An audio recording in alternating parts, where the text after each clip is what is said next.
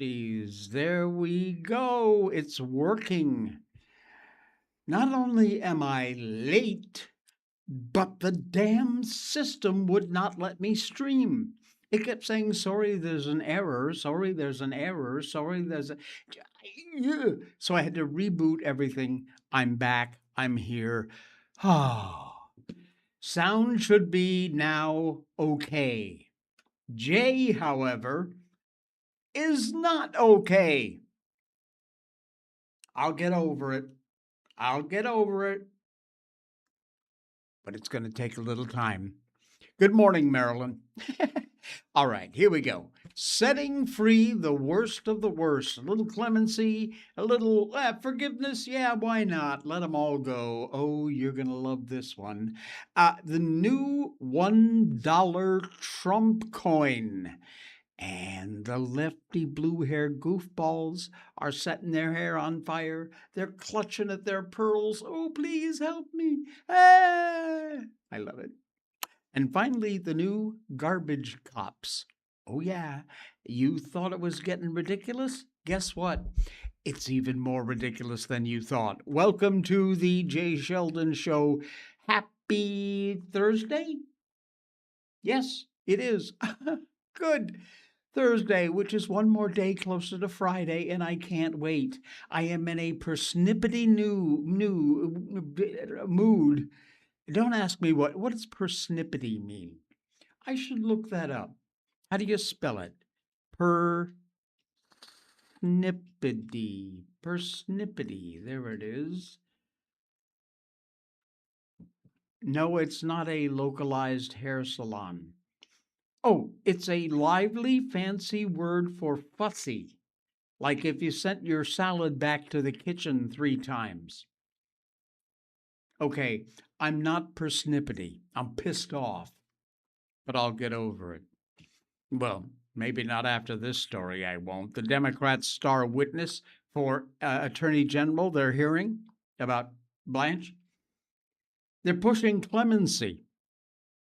Clemency, which means total forgiveness, for basically rapists, child molesters, and murderers. Well, isn't that nice? Liz Oyer, the DOJ's former non political pardon attorney, recommended clemency for all 40 federal death row inmates. And what did Joe Biden do? He obliged on 37 of them out of 40, only not giving clemency to 3. You can expect the Senate Judiciary Committee Democrats to deliver yet another crazed production of confirmation theater. They're going to roll out every political weapon in their arsenal, I guarantee it, trying to block acting AG Todd Blanche's promotion to the full Attorney General's job. Old shriveled Dick Burton, committee's ranking member, believes he's got an ace up his sleeve. Blanche's confirmation hearings began yesterday. He called Liz over, the lawyer, rather, the Department of Justice's former non-political pardon attorney, to testify, and she has a loathing for President Trump almost unsurpassed, and she's got a big axe to grind with Blanche. Statement Tuesday. Illinois senator asserted that Blanche fired Oyer for refusing to rubber stamp gun ownership rights to Mel Gibson. He is a convicted domestic violence abuser, friend of Donald Trump. Yep, that Mel Gibson, the actor, the director Mel Gibson. He'd been barred from purchasing firearms following a misdemeanor domestic violence conviction in 2011. Gibson, one of 10 people who got pardons from Trump last year for their decades-old crimes. Oyer shown the door after she refused to include Gibson on the list of pardons. Blanche signed the firing memo terminating the pardon attorney's job. Bye. Oyer, in her self serving Rolling Stones op ed, wrote, I've been asked to recommend restoring the firearm rights of a famous friend of the president who lost his right to own a gun due to a domestic violence conviction. I declined to do so due to my concerns about public safety. You feel Mel Gibson presents any public safety concerns for you? Yeah, probably not. She didn't have a whole lot of concerns about the 37 convicted killers on federal death row who got a get out of execution card free thanks to the pardon attorney's soft spot for psychopaths. Attorney General Merrick Garland encouraged Joe Biden to use his clemency powers to reassess the 40 remaining federal death sentences through the lens of current policy and practice. Disparity, undue severity of sentence, which are present in many, if not all of these cases, have very long been recognized as grounds for clemency. Oyer wrote this in her 2024 memo. In this context, clemency could take various forms, ranging from the broadest approach of commuting all death sentences to the narrower approach of considering clemency on a case-to-case basis. Well, as she noted in her memo, the Biden admin received an influx of requests to commute federal death sentences before the auto pen president ever left office. Less than 3 months later, Biden, or at least Biden's auto pen, signed 37 of the 40 convicts from a kinder death than their victims suffered. That's for damn sure.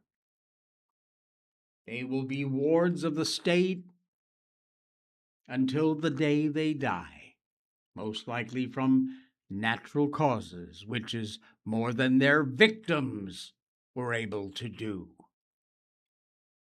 Biden, or his auto pen, went on an absolute clemency bender in the final days of this disastrous administration, marked by a merciless, weaponized DOJ. The former president granted a record number of clemency requests, 4,245, according to Pew Research.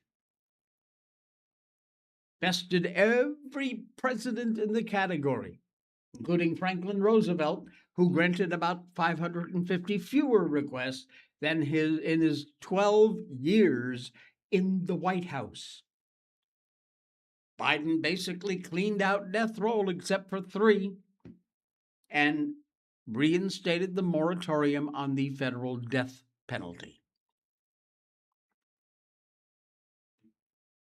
In her memo, Oyer suggested the death row inhabitants should not have faced capital charges in the first place. Oh, we're talking about some great fine folks like Chadwick Folks and Branson Basham, each convicted of murdering 19-year-old Samantha Burns after grabbing her from a small mall parking lot in 2022.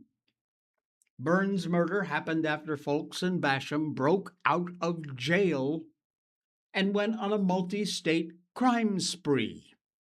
A woman from South Carolina also got killed during their crime spree.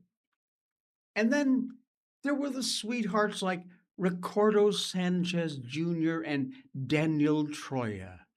This dynamic duo behind the 2006 Florida Turnpike murders. Remember that?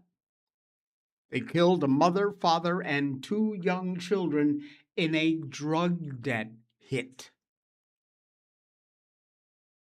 4 and 3 years old at the time, those boys died wrapped in their mother's arms. At no point, none, did Oyer or the president consider the victims of these crimes.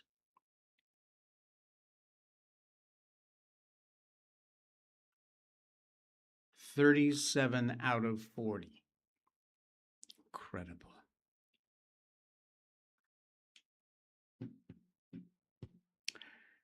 Got another great one for you. Democrat senator wants ICE agents to choose between getting run over or going to jail. Yeah. Senator Padilla. Never heard of him, never want to. The man's a freaking moron.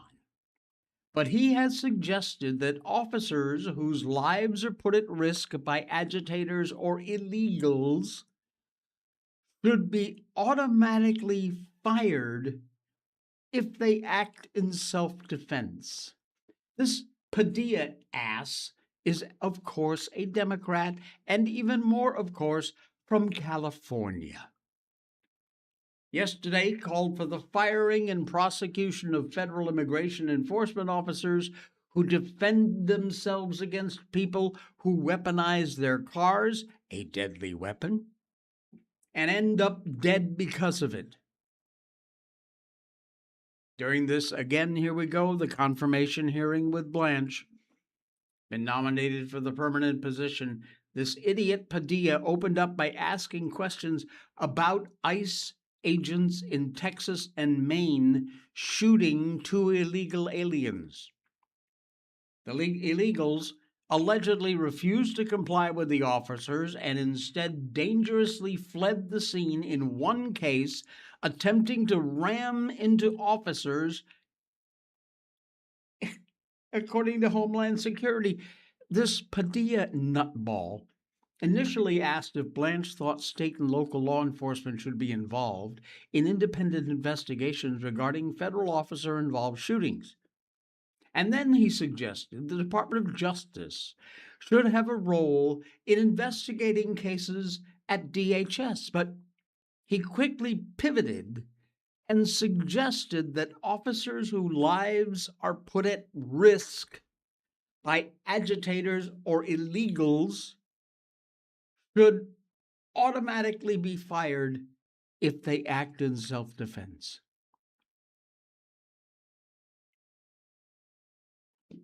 Here's the bottom line, he says. Why I'm asking these two questions. Because in prior incidents, you referenced Minnesota earlier in your testimony, Alex Preddy and Renee Good, who were also fatally shot. And as far as we can tell, it's been months and months, Padilla said. There's been no justice in these cases. As far as I can tell, those officers were not fired. They've not faced any charges. So it does not undermine any confidence anyone should have in the DHS ability through the Inspector General or otherwise to investigate its own. That's because it's on videotape and it was obviously a valid, good shooting, you moron.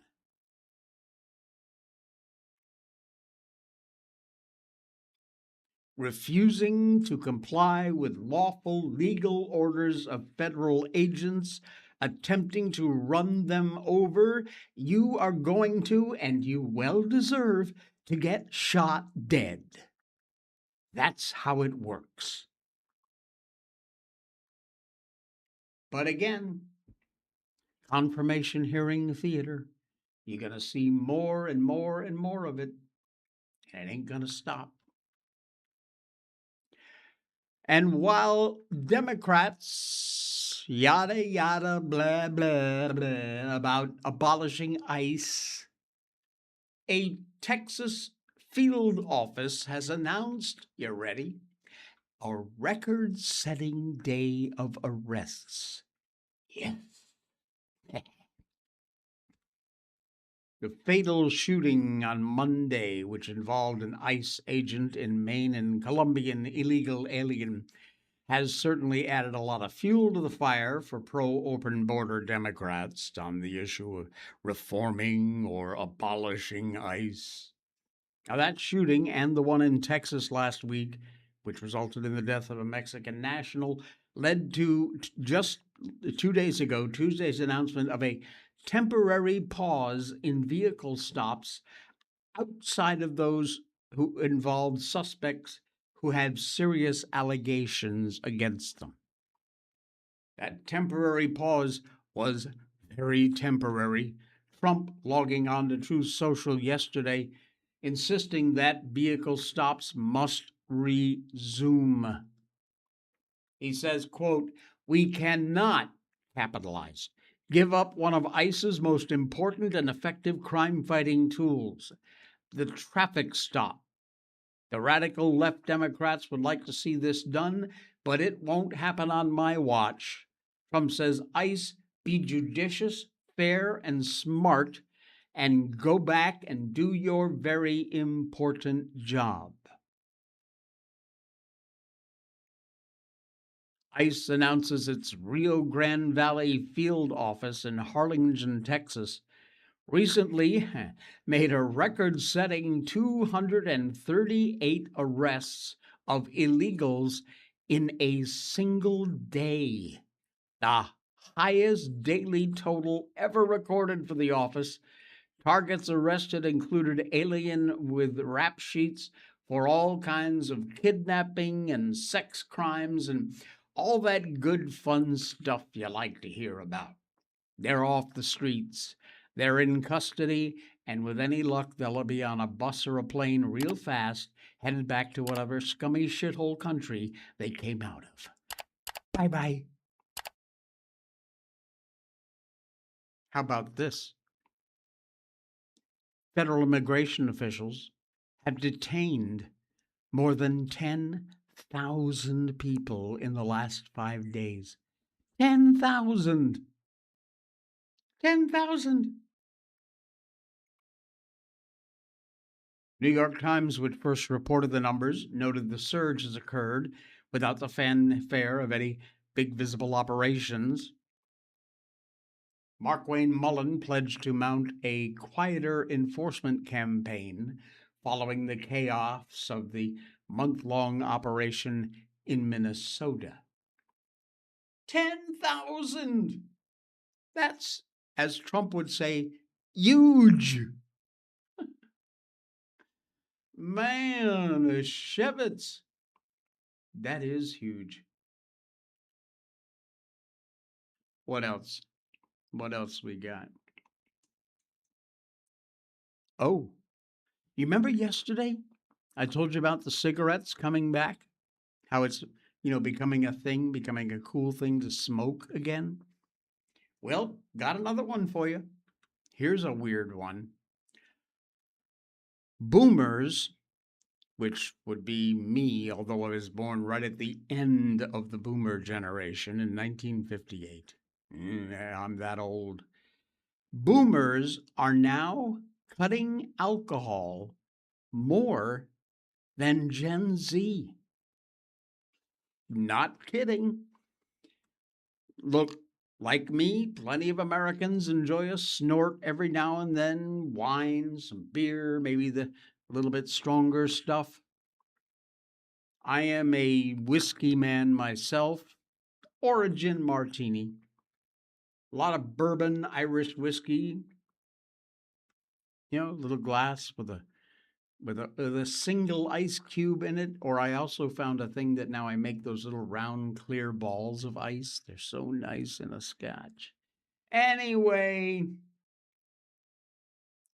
throughout American history, people have been taking a drink here and there, although most of us can't approach the cast iron livers of our founding fathers. Some who drank in unbelievably huge quantities, by the way. Most people don't know about that, but it is true. My father drank a lot, was an alcoholic. We lost him about maybe 10 years ago.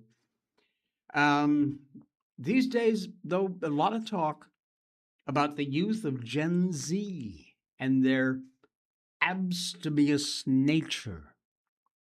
New research, you ready?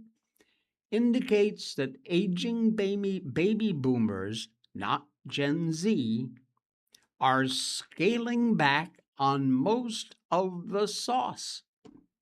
71% of boomers, those born between 1946 and 1964, so you see, I'm at the end of the boomer era, but I'm still a boomer, consumed alcohol in the past 6 months, the lowest drinking rate of any generation, down 2 percentage points from just 3 years ago. According to IWSR, which is a marketing researcher for the beverage industry. Now, by contrast, listen to this: 74% of Gen Zs who are at the legal drinking age reported drinking in the past 6 months, which is up 66% from 3 years ago. Young people in their late teens and 20s catching up with the total adult population, which, if you include everybody, adults of legal drinking age, comes to about 76%. Now, that study assumes that young people are driving the weak demand, failing sales, which is plaguing the global drink industry. But the narrative that Gen Z is the generation of moderation, and not so much. Things have changed a lot, of course, since the 70s when my friends and I were regularly indulging, resulted in the mobile, thunderous earthquakes of drunken excess that we used to simply call the weekend. I also spent my late teen years in Connecticut. In those days, I was 18 over, working in the local grocery store. But retail workers at the time were a very hard drinking bunch. My friends and I in West Cornwall, what was that package store called? The Emporium. Man, that's from like that's from like 40 over years ago. A survey more than 32,000 people across 15 of the largest alcohol markets showed drinkers consume 3.9 drinks at every occasion, which is down from 4.4 in 2024 and 25. So it's all moderating. But for Gen Z, up, up, up. And we boomers, absolutely cutting back on the sauce. Very interesting. Of course, at my age, I'm not really partying like I used to, so that's more than likely the reason behind it. You want another reason to celebrate? I got one for you. And like so many things these days, the good old lefty goofballs are going to be pulling their hair out, driving themselves nuts, and I couldn't care less. Trump has a new $1 coin, the Trump coin. And the lefties are going to seethe over this like I can't wait. Stirring up the TDS, it's always worth doing every day, twice on Sunday. Trump himself takes a great lot of pleasure in tweaking the left. And we can scarcely blame him, since every elected and appointed official to the left of center has been screaming in rage since his first election back in 2016. Man, doesn't that seem like a long time ago? 10 years, I suppose it was. They've tried every turn to thwart him as best they can. 2 impeachments, 3 assassination attempts, and yet here he is, still in the Oval Office. Too bad, too sad. Ha ha, ha ha. Well, now, in honor of the 250th anniversary of American liberty, which the left, by the way, also hates, Secretary of Treasury Scott Bessent, who is probably the best Treasury Secretary America's ever had, probably since Alexander Hamilton, Tuesday, he announced the Treasury would be issuing an official commemorative $1 coin, which bears the image of a man who was president when America turned to 50. Yep, Donald J. Trump. Listen, you hear that? That's the leftists' heads beginning to detonate. And there it is. The U.S. Mint will begin striking this new $1 gold coin to honor the enduring legacy of liberty and lasting symbol of patriotism, featuring President Trump. How about that? Oh, man. If you look at that image on the coin, it could very well be a reproduction of his second official photograph, or maybe even the mugshot. Did you see it? Let me show it to you again. There you go. See that? That does kind of look like his mugshot, doesn't it? Anyway, there are also plans for a $250 bill with the president's image, but that ran afoul of the law. The law says American currency, the paper money, cannot bear the likeness of a living person. However, coins are a different case. They are allowed to have the image of living people on it, which I'm sure is going to anger the left as best it can. Waiting with anticipation and bated breath, the reactions of the loony left, you can hear it coming now. Probably be audible in the Culper belt. I'm not a big fan of these commemorative coins. I don't really own any of them. I might pick up one or two of these things just to piss off the left even more.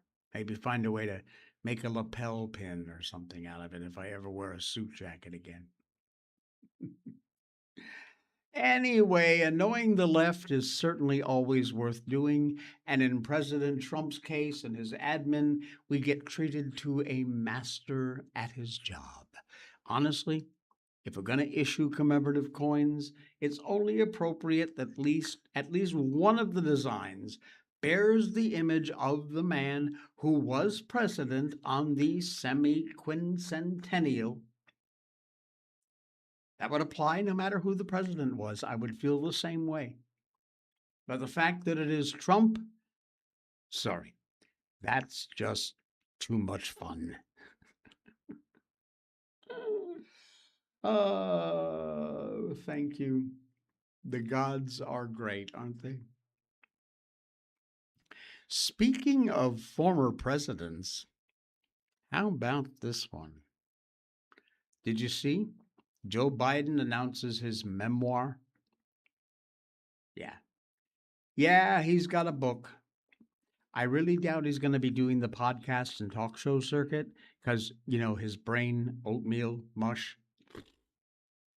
But you already heard, we told you about Jill Biden's great book launch, which didn't go very well at all, as the gist of the book seemed to be about trying to convince us that I didn't know about my husband's cognitive problems. Yeah, okay, go sit down in the back, would you?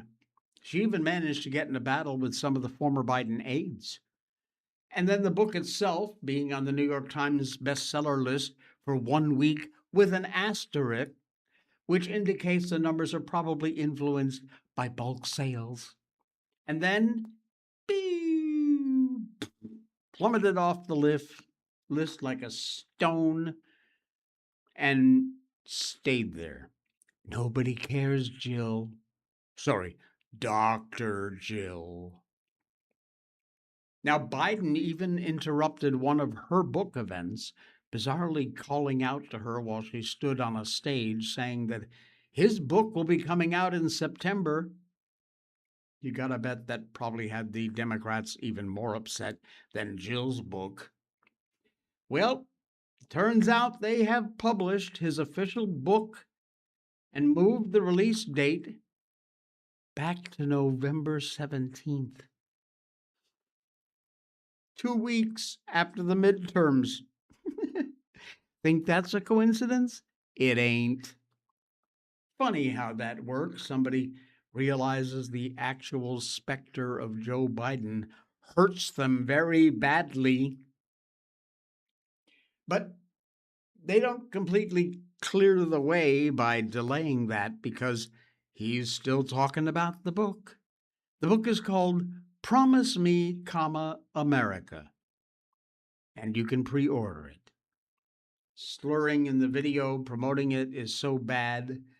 A lot of people are questioning how long it could possibly have taken to produce the final cut. And while 2 minutes long, being in the production business, I can absolutely guarantee you that this piece of absolute trailer trash garbage must have taken more than likely more than a day to shoot.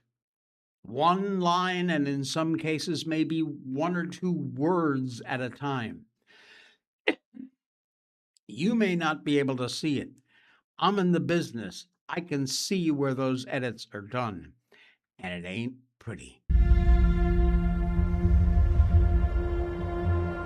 Since I left the presidency, I've had a lot of people ask me, Joe, what have you been doing? I've been spending a lot of time with my family. I've been dealing with a cancer diagnosis, and I've been getting treatment, and it's been going really well. I want to thank all those who offered their prayers, their support, and well wishes. It's meant the world to me and to Jill. I've written a book about my time as president. It's called Promise Me, America. It's coming out in November, and it's available for pre-order now. It's about the challenges we face as a nation, about the decisions I made, and why I made them. Leading the country through COVID, rebuilding our economy, and restoring our democracy after the attack on January 6th. Ending our nation's longest war in Afghanistan, strengthening NATO, and supporting Ukraine. It's about why I chose to run for re-election and why I chose to step aside. Most of all, it's about my faith in the promise of America. The promise we made to those who've gone before us is to honor their sacrifice. The promises we made to one another and to treat everyone with dignity and respect. And the promises we made to future generations of Americans to remain the beacon to the world. Promise Me America is about my faith in America and the American people. I hope you'll read it, and I hope it strengthens your faith in what we can do as a nation and a people. My God. Yeah, like I said, at minimum 2 days to shoot that. I promise you.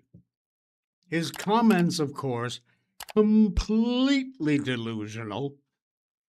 He says his 4 years included leading the country through COVID, rebuilding our economy, restoring our democracy after the attack on January 6th, ending our nation's longest war in Afghanistan, and strengthening NATO and supporting Ukraine. Now look,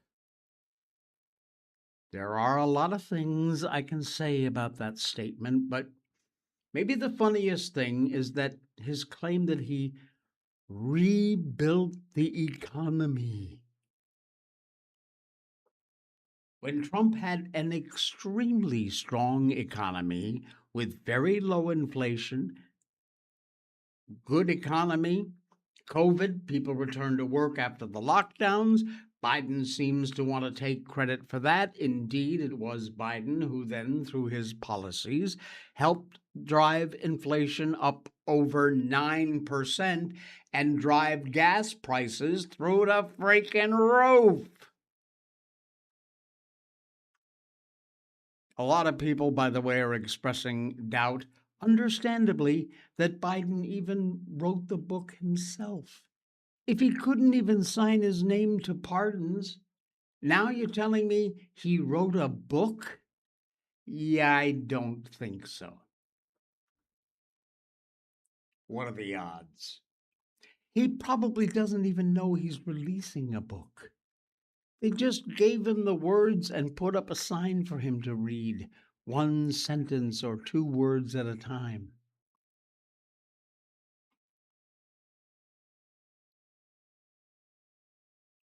Just go away, Joe. Just go away and take your stupid wife with you, please.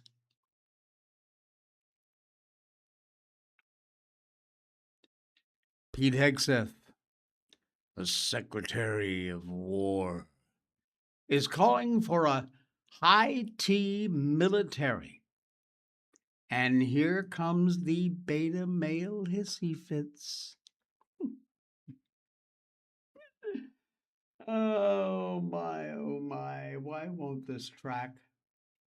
Where are we? Can we reload this? There we go. San Francisco Chancellor Dr. Sam Hawgood, who's a medical doctor, not the Dr. Jill kind of doctor, an actual doctor, testified on Capitol Hill, and I solemnly swear I'm not making this up, that the vast, listen, these are his words exactly, the vast majority of pregnancies are in women. Do I need to repeat that? Yeah. Not a hard call, a kind of dumb one. Of course, all pregnancies occur in women. A man dressed up like a woman cannot have a baby any more than a man dressing up like a baby is a baby. And they try, believe me, wink, wink, they try. Would someone please tell this moron doctor, don't just ask the man behind the doctor nodding in slavish agreement? Somebody deliver the bad news to this absolute tool. Of course, the vast majority of pregnancies are in women, and I have absolutely no problem with using the word pregnant women. I use it myself. Has a non-biological woman ever had a baby? A transgender person can. That's not a biological woman. Has a non-biological woman ever had a baby? I would reiterate, we it's take ridiculous. I think maybe ridiculous, even that's not a strong enough word. I mean, holy balls here, please. This is the mentality that Pete Hegseth, our Secretary of War, is putting up with. And he calls on his military doctors to check every military member for adequate levels of testosterone on a yearly basis, along with their medical checks that they have every year. If a soldier, sailor, guardian, airman, marine wants to do something about boosting their levels of testosterone, he can. He doesn't have to. That's what Secretary Hegseth announced yesterday, and you'd have thought the halls of Montezuma were crashing in. He delivered the news in a Pentagon video entitled The High T Department of War. It sent all the beta males running to their X accounts to make sure the world knew they thought this was yet another example of the Secretary of Manly Men overstepping his bounds to make a fighting force that might be willing to kill the bad guys and break things in a more efficient and alert manner. First, he got them to do more than just PT, physical training. Now he's checking for high T. How dare he?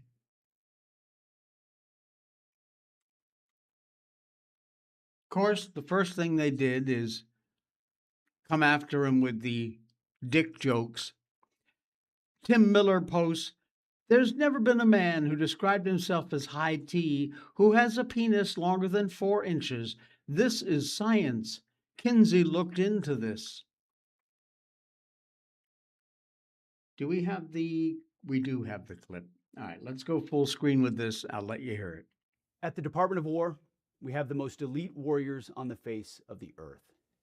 Every single day, you are pushed to your absolute physical and mental limits to master the profession of arms. We demand your all, and you give it. But while we invest heavily in our weapon systems, platforms, and gear, our most decisive tactical advantage will always be the individual warfighter.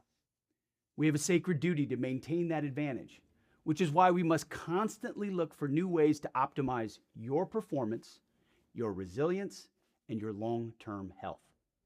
And to meet that commitment today, I'm authorizing a new screening program for testosterone deficiency for our service members, ensuring you have the right testosterone levels to operate at your absolute best.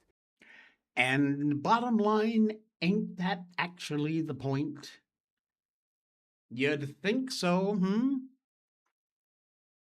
Turns out that actual practicing medical doctors find there's a very real concern about how tactical operators, inclusive of soldiers in the military, face extreme life or death circumstances.